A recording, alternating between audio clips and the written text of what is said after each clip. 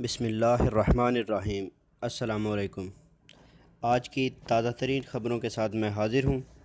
اگر آپ بھی سعودی عرب میں رہتے ہیں یا چھٹی گئے ہوئے ہیں اور سعودی عرب کے حالات سے باخبر رہنا چاہتے ہیں تو جلدی سے اس چینل کو سبسکرائب کر لیں۔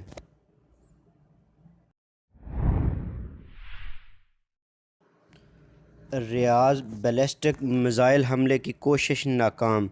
سعودی عرب کے ایئر ڈیفنس نے دارالحکومت ریاض پر بیلسٹک میزائل حملے کی کوشش ناکام بنا دی۔ داغے جانے والے 2 میزائلوں کو ہدف پر پہنچنے سے قبل تباہ کر دیا گیا۔ العربیہ نیٹ ذرائع کے مطابق جنوبی شہر جازان پر بھی میزائل حملہ ناکام بنایا گیا ہے۔ الاخباریہ چینل نے عرب اتحاد کے حوالے سے حملے کی تصدیق کی ہے۔ اتحادی ترجمان نے بتایا کہ ہفتے کی رات 11:30 پر ریاض پر حملہ آور 2 بیلسٹک میزائلوں کو فضا میں روک کر تباہ کر دیا گیا ہے۔ ترجمان نے مزید کہا کہ حوثی باغیوں کی طرف سے یمن کے علاقے صنعا اور صعدہ سے میزائل داغے گئے۔ ان کا ہدف شہری تنصیبات اور شہری تھے۔ ریاض کے شمالی اضلاع کے رہائشیوں اور شہریوں نے مقامی وقت کے مطابق رات 11:20 پر زوردار دھماکوں کی آواز سنی ہے۔ سعودی عرب کے لیے فلائٹس کب تک بند رہیں گی؟ کرونا سے بچاؤ کے لیے ہر ملک میں احتیاطی تدابیر اختیار کی جا رہی ہیں۔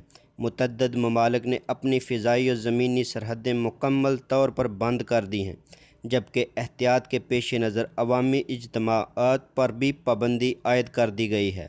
سعودی عرب کی جانب سے حفاظتی اقدامات کے تحت بیرون ممالک سے آنے والوں پر عارضی پابندی عائد کی جا چکی ہے تاکہ کرونا پر قابو پانے کے اقدامات کو مزید مؤثر کیا جا سکے۔ اس صورتحال میں سعودی عرب میں مقیم اور واپس آنے کے انتظار میں افراد معلومات تک رسائی کی کوشش کر رہے ہیں تاکہ صورتحال کے بارے میں اپ ڈیٹ رہ سکیں۔ قبل ازیں فضائی کمپنیوں کی جانب سے 1 اپریل کی تاریخ دی گئی تھی، لیکن ابھی تک اس حوالے سے یقینی بات نہیں کی جا رہی۔ جو ہی فضائی سروس کی بحالی کی اطلاع آئے گی تو اسے شائع کر دیا جائے گا۔ متحدہ عرب امارات میں ہفتے کو کرونا وائرس کے 64 نئے کیس سامنے آئے ہیں۔ متاثرین کی کل تعداد 468 ہو گئی ہے۔ دریں اثنا شرق الاوسط کے مطابق کویت میں ہفتے کو کرونا وائرس کے 10 نئے کیسوں کی تصدیق کی گئی ہے۔ متاثرین کی کل تعداد 235 ہو گئی ہے۔ کویتی وزارت صحت کے مطابق نئے مریضوں میں 8 بیرون ملک سے کویت پہنچے تھے۔ سلطنت عمان میں بھی کرونا وائرس کے 21 نئے مریض سامنے آئے ہیں۔ صدر ٹرمپ کا نیو یارک کو لاک ڈاؤن نہ کرنے کا فیصلہ، دنیا میں 30,000 ہلاکتیں۔ امریکی صدر ڈونلڈ ٹرمپ نے سیاسی رہنماؤں کی جانب سے شدید مخالفت اور افراتفری کی وارننگ کے بعد کرونا وائرس سے بری طرح متاثر نیو یارک ریجن کو لاک ڈاؤن نہ کرنے کا فیصلہ کیا ہے۔ صدر ٹرمپ نے ہفتے کو رات گئے ٹویٹ کیا کہ قرنطینہ کی ضرورت نہیں ہوگی۔ اس ٹویٹ سے چند گھنٹے قبل انہوں نے نیو یارک کو لاک ڈاؤن کرنے کی تجویز دے کر سب کو حیران کر دیا تھا۔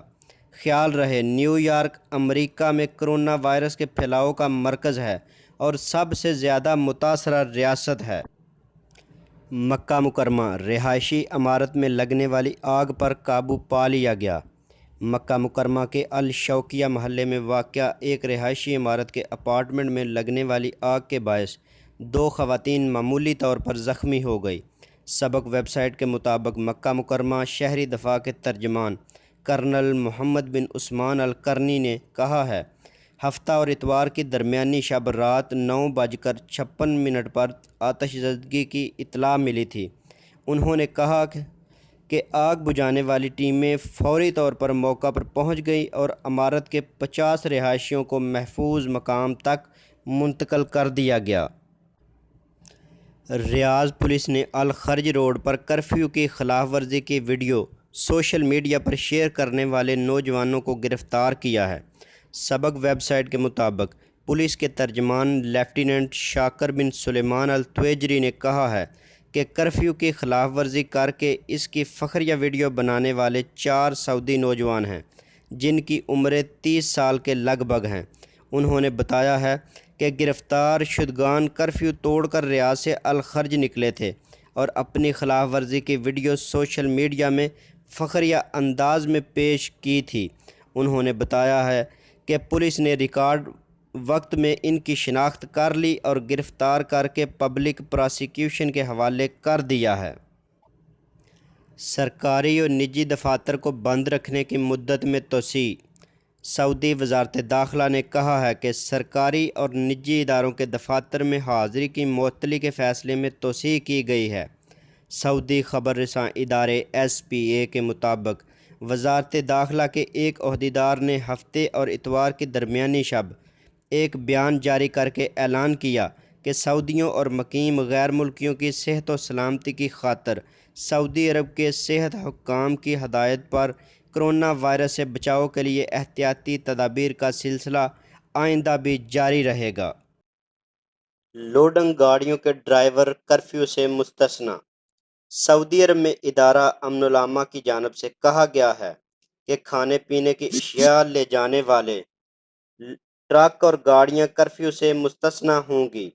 لوڈنگ گاڑیوں کے ڈرائیور کو کرفیو پاس کی ضرورت نہیں ہوگی۔ سبق ویب سائٹ کے مطابق ادارہ امن و امان کی جانب سے جاری بیان کے حوالے سے بتایا ہے کہ کرفیو اوقات کے دوران ایسی ہیوی ڈیوٹی گاڑیوں کے ڈرائیور مستثنی ہوں گے جو غذائی اشیاء کی منتقلی کے فرائض سر انجام دے رہے ہیں۔ اگر آپ کو میری یہ ویڈیو پسند آئے تو اسے لائک اور شیئر ضرور کیجیے گا۔ تو ملتے ہیں کسی نیکسٹ اپڈیٹ کے ساتھ، تب تک کے لیے اللہ حافظ۔